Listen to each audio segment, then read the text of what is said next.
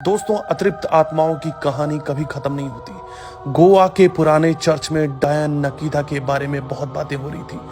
अमावस्या की काली रातों में वो निकलती थी और लोगों का खून पीती थी। नकीता रात में निकलती थी, इसलिए मैं दिन पे पहुंच गया और वहां जाकर मुझे यकीन हो गया कि यहाँ तंत्र मंत्र की चीजें होती ही हैं। मेरा ये शुरू से मानना है कि भूत प्रेत आत्माएं सब मन का वहम है। आप जितना सोचोगे उतना दिखाई देगा, नहीं सोचोगे तो मार के चला जाएगा। चर्च में घुसते ही यंग एज में मरी हुई कुछ अतृप्त आत्माएं मुझे दिखाई दी, पर किसी का नुकसान नहीं कर रही। अजीब सी बेचैनी मुझे अपने अंदर घेर रही थी।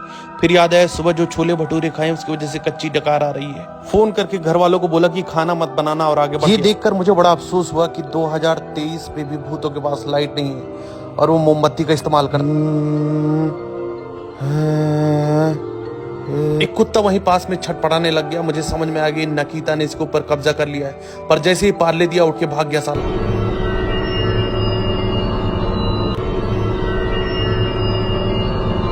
पीछे से एक हाथ मेरे ऊपर आया और मेरी पट के हाथ में आ गई। ध्यान से देखा तो मेरी असिस्टेंट चरखा दत्त थी। मुझे डर बिल्कुल भी नहीं लग रहा था। पैंट में थोड़ा गीलापन महसूस हो रहा था, पर मुझे रहस्य जानना था।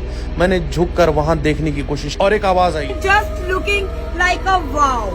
Just looking like a wow. मुझे याद आया कि मुझे बहुत तेज लैटरिन लगी है। मैंने तुरंत कपड़ा चेंज किया, चश्मा लगाया और निकल गया। फटे तो फटे, नवाबी न फटे।